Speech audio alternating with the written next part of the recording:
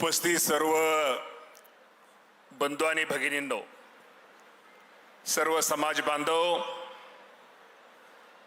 पुण्यश्लोक राजमाता अहिल्यादेवी होळकर यांच्या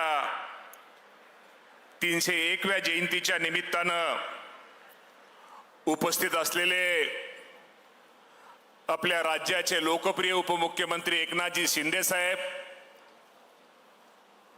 आपल्या दुसऱ्या लोकप्रिय उपमुख्यमंत्री सुनेत्रावहिनी पवार, ज्यांनी हा कार्यक्रम यशस्वी करण्यासाठी त्यांचं खूप प्रयत्न असतात आणि नेहमीच हा कार्यक्रम यशस्वी व्हावा, जिथं या मातेने जन्म घेतला त्या स्थानाचा जीर्णोद्धार व्हावा यासाठी ज्यांनी प्रयत्न केले ते आपले सर्वांचे आवडते या राज्याचे विधान परिषदेचे सभापती आदरणीय राम शिंदे सर,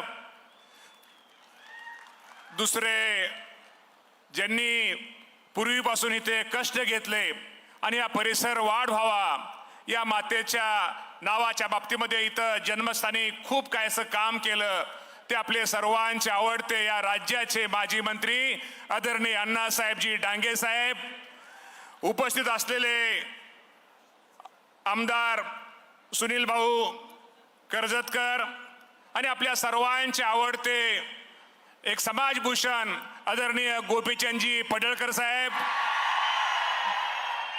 श्रीमती मोनिकाताई राजळे, अमोलजी खताळ, विठ्ठलराव लंगे, काशीनाथ दातेसर, अक्षय कर्डिलेजी, आदरणीय आपल्या भागाचे नवीन खासदार आदरणीय रामराव वडकुते साहेब, नारायणजी पाटील साहेब, आपले माळशिरसचे आमदार उत्तमरावजी जानकर, सचिन कांबळे पाटील, बाबासाहेब देशमुख, आपले माजी खासदार विकास महात्मेजी, रामहरी रुपनवरजी, रमेशजी शेंडगेजी, शिरूरचे माजी आमदार पोपटरावजी गावडे साहेब, आता सगळेच उपस्थित सगळेच आदरणीय व्यासपीठ संयोजन समितीचे डॉक्टर शशिकांत तरंगे, बाळासाहेब तात्या गावडे, त्याचप्रमाणे वैशालीताई नागवडे, आमच्या संध्याताई सोनवणे, अक्षय शिंदे आणि सर्वच उपस्थित सर्व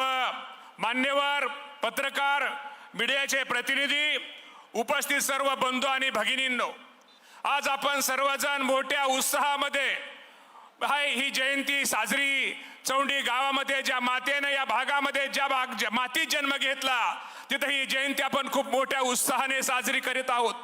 आपल्या सर्वांना माहित आहे की पुण्यश्लोक अहिल्यादेवी होळकरांचं कार्य, त्यांचा आदर्श, त्या काळी त्यांनी केलेलं जलसंधारणाचं काम हे आजही बंधूंनो ते आपण त्याचा विचार, आपण त्याची आठवण सर्वांना येते आणि त्यांनी केलेलं एक काम त्याचा निश्चित प्रकारे आज आपण बंधूंनो त्यांनी दिलेले आपल्याला विचार, शिकवण, एक आदर्श घेऊन आपण सर्वजण आपण बंधूंनो काम करीत असतो. आणि त्यांच्या बाबतीमध्ये मी तुम्हाला एवढंच सांगेल की आजही आपण पाहतो की ज्यावेळेस इंग्रजी लेखक लॉरेन्स यांनी राजमाता अहिल्यादेवी होळकर यांची तुलना रशियाची राणी, त्याचप्रमाणे इंग्लंडची राणी, तसेच डेन्मार्कची राणी यांच्याशी एकत्रित ही केली होती.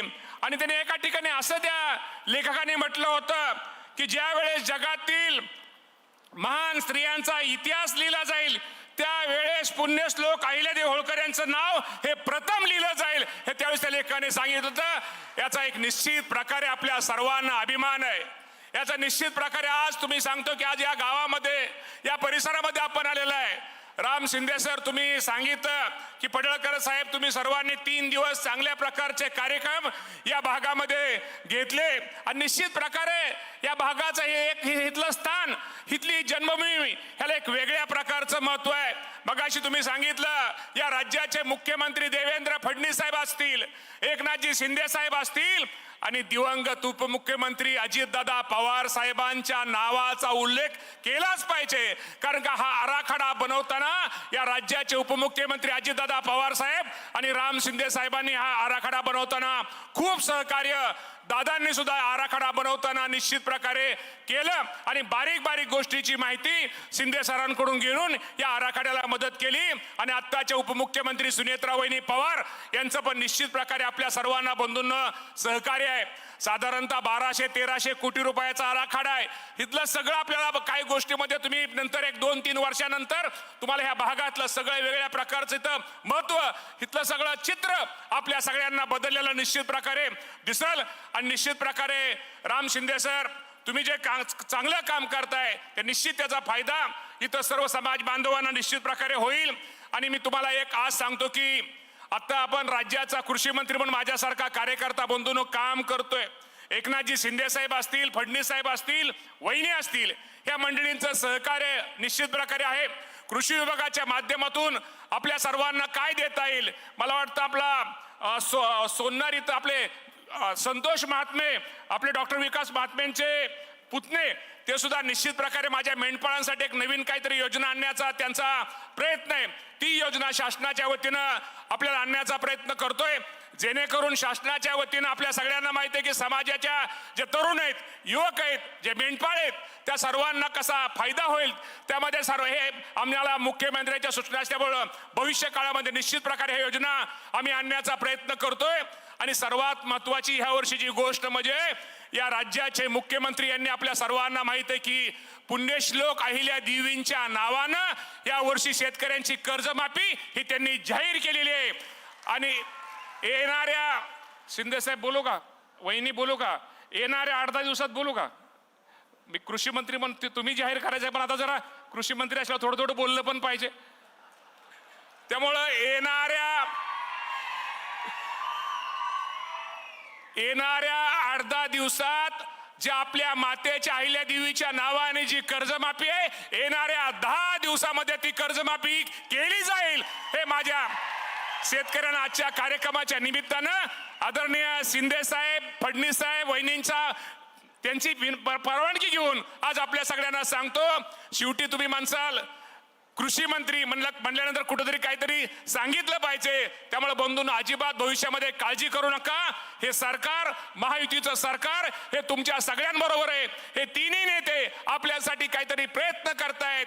यासाठी आपण सर्वांनी निश्चित प्रकारे भविष्यामध्ये सहकार्य करावं. असंच आपण सर्वांनी एकत्रित, आणि आपले प्रश्न आहेत, आपल्या अडचणी आहेत, 100% प्रश्न आहेत, 100% अडचणी आहेत. हळूहळू त्या प्रश्न कसे सोडवता येतील, हळूहळू प्रत्येक योजनेचा लाभ माझ्या धनगर समाजातील युवकांना, बांधवांना कसा होईल, यासाठी आमच्या सगळ्यांचा प्रयत्न निश्चितपणे भविष्यामध्ये राहणार आहे. त्यामुळे अधिक न बोलता पुन्हा एकदा चांगल्या कार्यक्रमाला शिंदे साहेबांनी आपल्या सर्वांना एकत्र बोलवलं, त्याबद्दल आपल्या संयोजन समितीचे आपल्या सर्वांचे आभार मानतो आणि थांबतो. धन्यवाद. जय हिंद, जय महाराष्ट्र, जय मल्हार. धन्यवाद आदरणीय कृषी मंत्री महोदय. मंडळी, पर्यावरणवादी धोरण अवलंबविणाऱ्या अहिल्यादेवींनी आपल्या